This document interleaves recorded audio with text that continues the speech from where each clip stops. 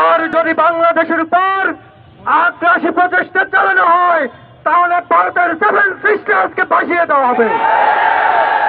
আমরা বলতে চাই আমাদের উপর বহু আগ্রাসন চালানো হয়েছে, বছরের পর বছর ধরে আমাদেরকে রুখে দেওয়া যায়নি। এখন বাংলাদেশ ছাত্র জনতার বাংলাদেশ, এ বাংলাদেশ কোন দিল্লির চোরের বাংলাদেশ নয়।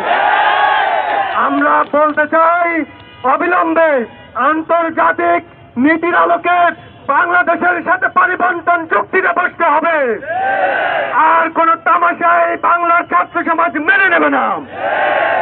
যদি আমার দেশের মানুষের উপর আঘাত আসে, ফ্যাসিস্ট সরকারের বিরুদ্ধে যেমন লড়াই করেছে, ভিনদেশী তথাকথিত প্রভুদের বিরুদ্ধেও যুদ্ধ করব।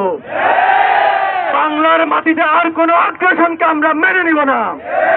আমরা ব্রিটিশদের বিরুদ্ধে লড়াই করেছি, আমরা পাকিস্তানের বিরুদ্ধে লড়াই করেছি, আমরা আওয়ামী ফ্যাসিবাদের বিরুদ্ধে লড়াই করেছি, আমরা সমস্ত জুলুমকে দূর করেছি, ভারতকে ঘুরিয়ে দিতে আমরা প্রস্তুত আছি।